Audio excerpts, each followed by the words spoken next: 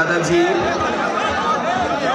Samajwadi party के दोनों विधानसभाओं के प्रत्याशी पूर्व विधायक आनंद सेन जी जो आपकी विधानसभा के प्रत्याशी हैं, और बिल्कुल बगल में जो विधानसभा है बीकापुर विधानसभा के समाजवादी पार्टी के प्रत्याशी मोहम्मद फिरोज खान गब्बर, जिला महासचिव बख्तियार खान साहब, निसाब खां जी, रामनरेश गुप्ता जी, पूर्व एमएलसी हीरा लाल यादव जी, राघवेंद्र सिंह जी, छत्रलाल यादव जी, के पटेल, ईश्वर लाल वर्मा जी, एजाज अहमद साहब, बाबूराव गौर जी, मोहम्मद अली, विनोद कुमार लोधी, मोहम्मद रईस खान साहब, राम सिंह पटेल, जिला अध्यक्ष राष्ट्रीय लोकदल सिद्धू मिश्रा जी, प्रदेश महासचिव, और बड़ी संख्या में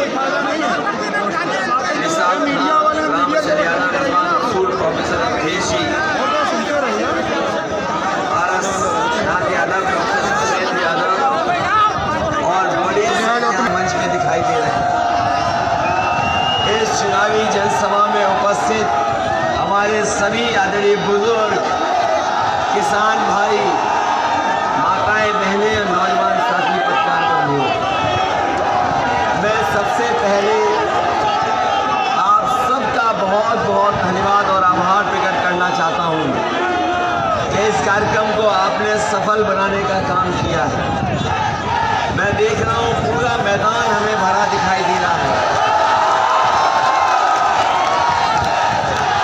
पूरा मैदान हमें भरा दिखाई दे रहा है, और ये उत्साह बता रहा है कि इस बार फैजाबाद में किसी और की एक भी सीट निकलने वाली नहीं है।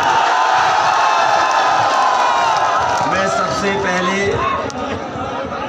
भगवान विष्णु के अवतार भगवान श्री रामकृष्ण की धरती को प्रणाम करता हूँ।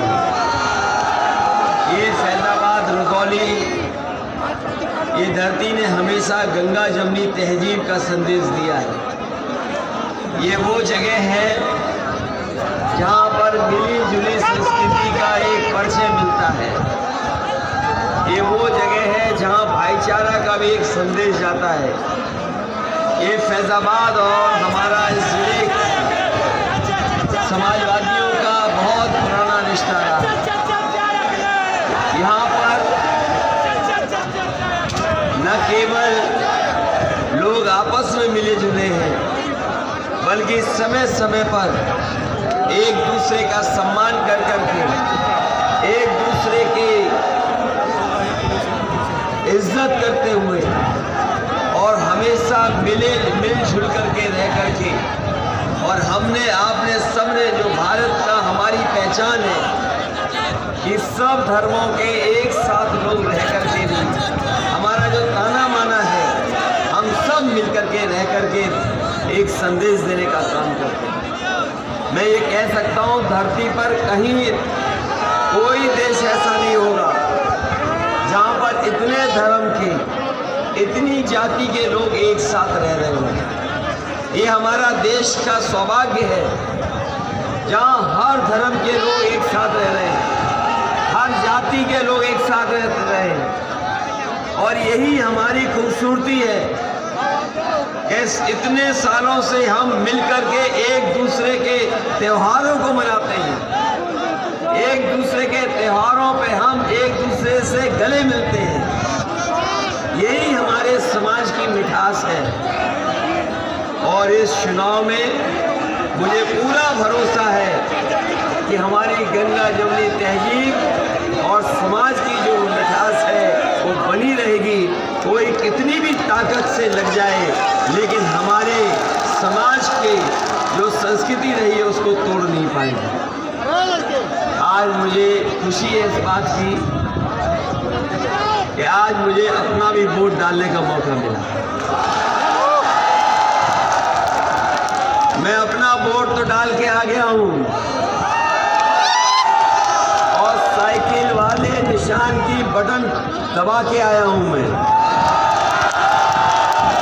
और उसके बाद मैंने कहा 23 चरण का चुनाव शुरू होना है, तो सबसे पहले मैं आप लोगों से निवेदन और अपील करने आऊँगा कि अगर तीसरे चरण का चुनाव जहाँ मैं खुद लड़ रहा हूँ, अपनी मशीन का बटन दबा के आया हूँ, तो आपसे भी मैं निवेदन करने आया हूँ कि साइकिल के चुनाव चिन्ह पर आप मशीन की बटन दबा करके ऐतिहासिक वोटों से जिताने का काम करें।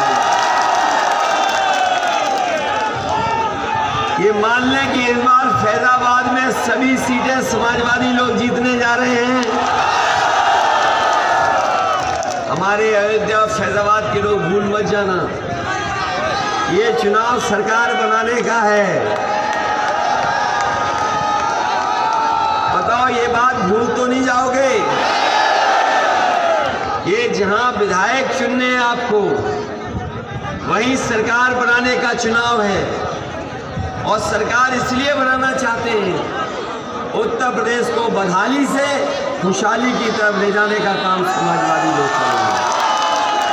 ये कोई छोटा चुनाव नहीं है, ये बहुत बड़ा चुनाव होने जा रहा है उत्तर प्रदेश का।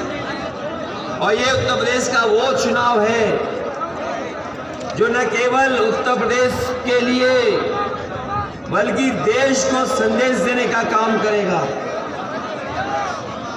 देश में जो लोकतंत्र है उसको बचाने का भी उत्तर प्रदेश का चुनाव है।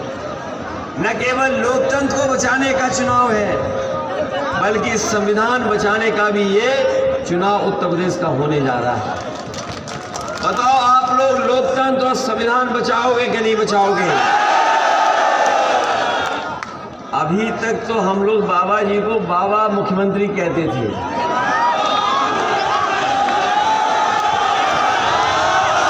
अभी तक तो बाबा मुख्यमंत्री कह रहे थे। लेकिन पत्रकार साथियों, आपने अखबार पढ़ा होगा, अंग्रेजी का सबसे प्रतिष्ठित अखबार है। अभी जिन साथियों ने अखबार पढ़ा होगा अंग्रेजी का, अभी गांव में नहीं पहुंचा होगा, लेकिन हमारे पत्रकार साथी जानते होंगे कि जो मुख्यमंत्री दूसरों का नाम बदलते थे, जगहों का नाम बदलते थे, रंग बदल के अपना काम बताते थे, इस बार अंग्रेजी के एक प्रतिष्ठित अखबार ने उनका भी नाम बदल दिया। उनका नया नाम रखा है बाबा बुलडोजर।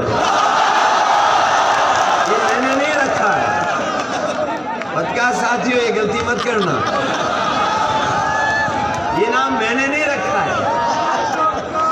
मैंने अंग्रेजी का अखबार पढ़ा सुबह और इतना अच्छा लगा कि जो दूसरों का नाम बदलते थे, इस बार उनका नाम भी बदल गया। नाम बुलडोजर बाबा है अब। और हमारे गुरु संत यहाँ बैठे हैं, सब गुरु संतों के अलग अलग नाम होते हैं। आपके यहाँ भी कुछ संतों के नाम होंगे,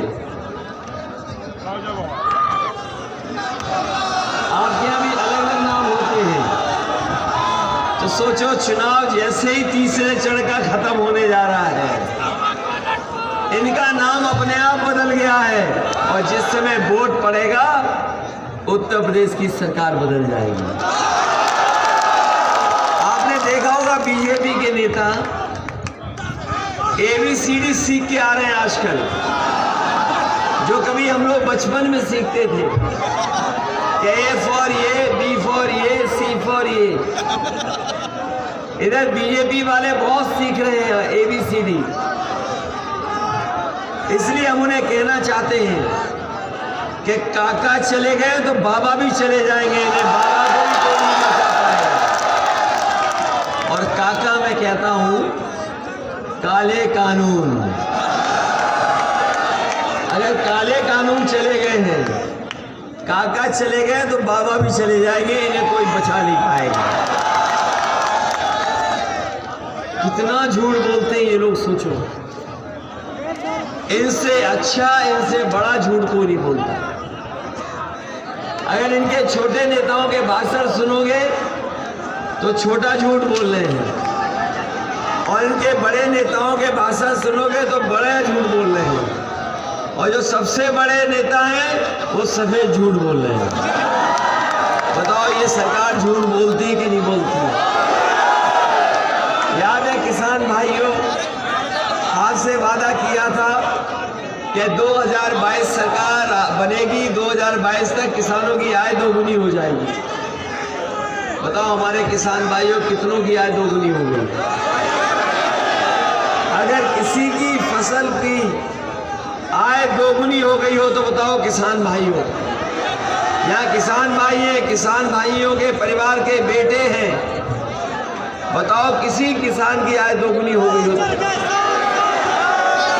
और अगर आपने धान पैदा किया होगा तो कहीं खरीद नहीं हुई, नहीं खरीद हुई कहीं, न खरीद केंद्र बने, मंडी बंद कर दी और मंडियों की भी बेचने की तैयारी है। बताओ धान की कोई कीमत मिली आपको? धान की भी लूट हो गई। और अभी जब खाद लेने गए होगे आप लोग, बताओ किसी को खाद मिली कि नहीं मिली? ना डीएपी मिली, न खाद दे पाए, न डीएपी दे पाए। और इन्होंने याद कहा था कि हवाई चप्पल पहनने वाला हवाई जहाज में बैठेगा।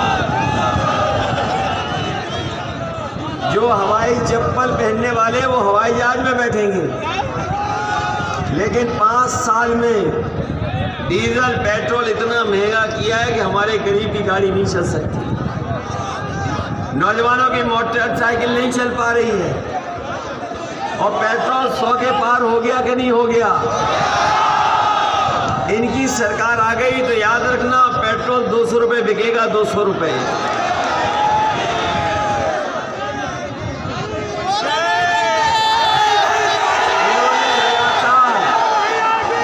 महंगाई बढ़ाने का काम किया है और हमारी गरीबों की जेब से पैसा निकाल करके अमीरों की तिजोरी भरने का काम किया।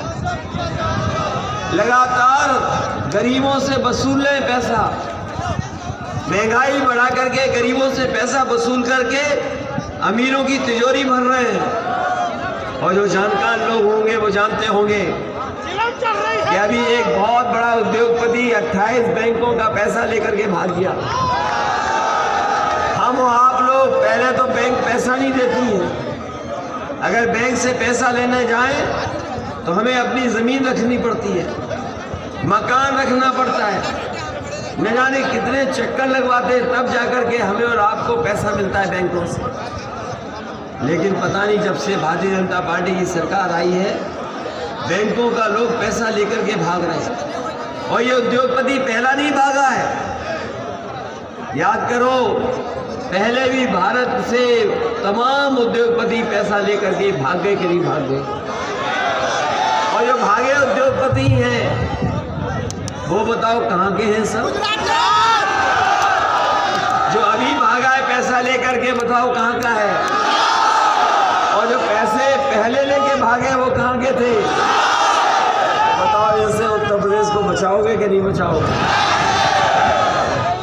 जब से इन्होंने हवा का रुख देखा है, समाजवादियों के पक्ष में है, तो जो दूर से लोग आए थे, बाहर से लोग आए थे, अपने कपड़े बदल करके चुपचाप भाग गए हैं, पता नहीं लगा किधर चले गए। आज तो हवा भी तेज चल रही है, कल इतनी तेज हवा नहीं चल रही थी। और ये हवा तेज इसलिए चल रही है क्योंकि साइकिल की रफ्तार बढ़ती चली जा रही है। पहले चरण के चुनाव का पता लग गया होगा आपको, दूसरे चरण का भी पता लग गया होगा, और तीसरे चरण में तो हम भी चुनाव लड़ रहे हैं। तीसरे चरण में भी हिसाब किताब पक्का होता जा रहा है। जो लोग कह रहे थे कि गर्मी निकाल देंगे, जैसे ही पहले चरण का वोट पड़ा है भारतीय जनता पार्टी के नेता कार्यकर्ता ठंडे पड़ गए हैं। दूसरे चरण के बाद जो दूसरे चरण में वोट पड़ा उसके बाद इनके नेता कार्यकर्ता शून्य पड़ गए और तीसरे चरण के बाद शून्य होने जा रहा है। और जब फैजाबाद के लोग डालेंगे वोट, आजमगढ़ के लोग वोट डालेंगे, सोनभद्र, मिर्जापुर, बनारस के, गाजीपुर, बलिया के जब लोग वोट डालेंगे तो आप देख लेना भारतीय जनता पार्टी के बूथों पर भूत नाचेंगे।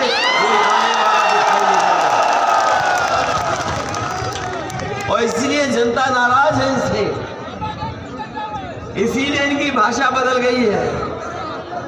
ये जो बाबा जी हैं, बुलडोजर बाबा, ये कहते हैं कि हम 12 बजे सो के उठते हैं। पता नहीं बुलडोजर बाबा जी कहाँ से देख लेते कि हम रात के कब सोए और कब सुबह उठ गए।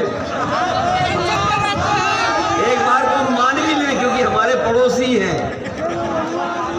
जब से उन्होंने कहा कि हम 12 बजे सो के उठ रहे हैं, मैं अब दिन में रात में जग करके देखता हूँ, और जब दिन में रात में जग करके देखता हूँ तो देखता हूँ बाउंड्री के ऊपर से धुआं उड़ रहा है।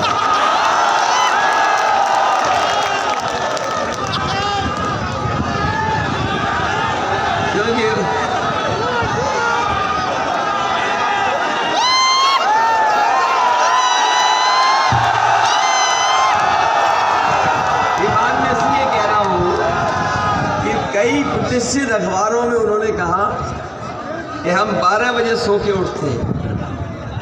तब से हमने भी नजर रखी है बगल में पड़ोसी पर। और पता कर लेना पत्रकार साथियों, उनकी और हमारी दीवार एक है, इसीलिए अब हम भी देखने लगे उनकी तरफ, और हमें रुक रुक के धुआं उड़ता हुआ दिखाई देता है। ये जो गर्मी निकालने वाले हैं, इस बार जनता इनकी भाप निकाल देगी, इनका धुआं निकाल देगी। इसलिए साथियों, हम आपसे विशेष निवेदन करने आए हैं और अपील करने आए हैं। ये चुनाव बहुत महत्वपूर्ण चुनाव है। ये चुनाव है उत्तर प्रदेश के भाग्य को बढ़ाने का, उत्तर प्रदेश को विकास के रास्ते पर ले जाने का। समाजवादी सरकार थी तो आपने देखा होगा, समाजवादियों ने बहुत काम करके दिखाया और लगातार काम करते रहे, जिससे जनता को सुविधा मिले, हमारी गरीब जनता के पास सरकारी मदद पहुंच जाए। लेकिन भारतीय जनता पार्टी की सरकार जब से आई है, आप पीछे मुड़ करके देखिए, इन्होंने जनता की मदद नहीं की। एक समय ऐसा आया जब लॉकडाउन लगा और हमारे मजदूर भाइयों को जाना पड़ा अपने घर, न इन्होंने ट्रेन दी न बस दी। हमारे गरीब मजदूर भाई पैदल पैदल गुजरात से, महाराष्ट्र से चल करके अपने गांव और घर पहुंचे। बहुत सारे लोगों की जान चली गई, लेकिन इस सरकार ने किसी की मदद नहीं की। अगर किसी ने मदद की थी उस समय मजदूर भाइयों की, तो समाजवादी पार्टी ने 1-1 लाख रुपए देकर के मजदूरों की मदद की। आपने अभी हाल में देखा कि जब ये 3 काले कानून ले आए, उन कानूनों को लेकर के किसान एकजुट हो गया। पूरे उत्तर प्रदेश के, पंजाब के, हरियाणा के और देश के जगह जगह के किसान, उन्होंने कहा ये काले कानून हमारी जमीन छीन लेंगे, ये काले कानून अगर लग जाएंगे तो हमारे आने वाली पीढ़ी खेती नहीं कर पाएगी, और अगर ये काले कानून पूरे लागू हो जाएंगे तो हमारी ज़मीन भी बिक जाएगी, न जाने कौन आकर के खेती करेगा, हमें मजबूरी में वो मजदूर बनना पड़ेगा। ये हालत पैदा की, किसान खड़े हो गए और उन्होंने आंदोलन किया। अंततः सरकार को पीछे हटना पड़ा, हमारे किसान नहीं हटे, इनको पीछे हटना पड़ा और तीनों काले कानून वापस हो गए। 700 से ज़्यादा किसान शहीद हुए हैं। आप गिनती करिए, 700 किसान शहीद हो गए, लेकिन कोई परवाह सरकार ने नहीं की। जैसे ही उन्हें पता लगा कि उत्तर प्रदेश और पंजाब में चुनाव है और समाजवादियों का रथ पूर्वांचल एक्सप्रेस वे पे चला, उसी दिन सरकार घबरा गई और तीनों काले कानून बांट दिए। मैं कह करके जा रहा हूं, भारतीय जनता पार्टी के प्रत्याशी अगर कान पकड़ करके 700 बार भी उठक बैठक लगाएंगे, तब भी हमारे किसान इनको माफ करने वाले नहीं हैं। इस चुनाव में हमारा किसान भारतीय जनता पार्टी को साफ कर देगा। ये चुनाव किसानों के मान सम्मान के लिए भी है। और सोचिए भाषा क्या है हमारे बाबा मुख्यमंत्री की, भाषा बदल गई कि नहीं बदल गई?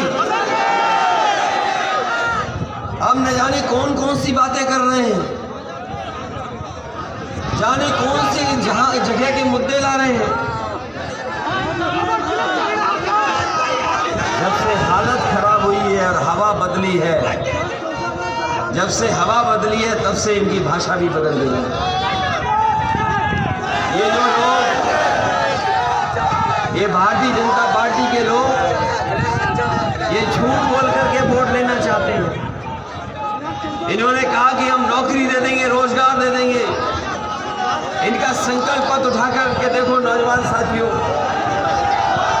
बताओ इन्होंने नौकरी दी के रोजगार छीन लिए। इन्होंने कहा 70 लाख नौकरी देंगे। इनकी हिम्मत नहीं पड़ी फैजाबाद में कोई पोस्टर और बैनर लगाने की। इन्होंने 70 लाख नौकरी देने की बातें बंबई और दिल्ली में पोस्टर लगा करके कहा। बताओ इतने दिनों में कितने नौजवानों को नौकरी मिल गई? किसी को रोजगार मिला हो तो बता दो। ये हमारे 69,000 वाले जानते होंगे इन्हें कितनी बार लड़ना पड़ा, लाठी खाना पड़ा। ये जब भी अपनी मांग को लेकर के गए, इन्होंने मुख्यमंत्री आवास घेरा, समय समय पे सरकार को जगाने का काम किया, लेकिन सरकार ने बहुत अपमानित किया है। अगर इनकी समस्या का समाधान और इनको न्याय दिलाने का काम कोई कर सकता है तो समाजवादी पार्टी सरकार बनने पर इनके साथ भेदभाव नहीं होने देंगे, इनकी मदद करने का काम करेंगे। ये हमारे बीएड टेट वाले लोग हैं, पिछले कितने वर्षों से इंतजार कर रहे हैं कि नौकरी मिल जाए। मैं जानता हूँ कि आपने हमारी पार्टी का मैनिफेस्टो पढ़ लिया है और मैनिफेस्टो में हम लोगों ने लिख दिया है कि बीएड वाले और टेट वाले 2011 वाले इनकी समस्या का समाधान करके इनको नौकरी देने का शिक्षक भर्ती बंद पड़ी है। जो लोग पढ़े लिखे हैं वो जानते होंगे 11 लाख पद खाली हैं। ये हमारे शिक्षा विभाग में भी खाली है और विभागों में भी खाली है। पता नहीं बाबा मुख्यमंत्री क्या 24 घंटे काम करते रहे कि 11 लाख पद खाली है। अभी भी वो काम नहीं किया उन्होंने, धुआं उड़ाते रहे, इसलिए 11 लाख समाजवादी पार्टी की सरकार बनेगी, 11 लाख पदों को भर करके अपने नौजवानों को नौकरी देने का काम है। ये शिक्षा मित्र वाले कितना पुराने आंदोलन कर रहे हैं। थोड़ी गलती शिक्षा मित्र वालों की भी है, इन्होंने बीजेपी पे ज्यादा भरोसा कर लिया। इनको भी बीजेपी वालों ने धोखा दिया, इनकी मदद की थी समाजवादी पार्टी में, अगर आपको याद हो तो याद है। चाहे हमें शिक्षा विभाग में सुधार कर करके ज़्यादा से ज़्यादा शिक्षकों की भर्ती करनी पड़े, हम लोग करेंगे और अपने शिक्षा मित्रों को भी मदद करने का काम पहले की तरह इनको भी नौकरी देने का। ये जो हमारे पुराने पेंशन बहाल करने को लेकर के कर्मचारी आंदोलन करते थे, सरकारी कर्मचारी चाहते कि पुरानी पेंशन बहाल हो। समाजवादी पार्टी ने तय कर लिया है कि सरकार बनने पर हमारी पुरानी पेंशन बहाल करने का काम भी समाज सरकार ने कह रहे फौज की भर्ती को लेकर के कई सभाओं में कहा, और जब से चुनाव शुरू हुआ है तब से कह रहा हूं कि बहुत सारे नौजवान कोरोना के समय इंतजार करते रहे, उनकी उम्र बढ़ गई, उनकी उम्र की सीमा भी ऊपर हो गई, लेकिन नौकरी नहीं निकली। मैं उनको गर्मी निकालने वालों को कहना चाहता हूं, बुलडोजर बाबा जी को, समाजवादी लोगों ने तय किया है सरकार बनेगी तो गर्मी निकालने वाली बात नहीं होगी, फौज में नौकरी, जिससे कम से कम हो अपने नौजवानों का भविष्य बेहतर कर सके। बताओ फौज की भर्ती नहीं हुई 3 साल से, कोई भर्ती नहीं हुई, कोई जिम्मेदार है इसके लिए तो भारतीय जनता पार्टी जिम्मेदार है। इसलिए साथियों आपसे विशेष निवेदन अपील करना है सब बातें आप जानते हो।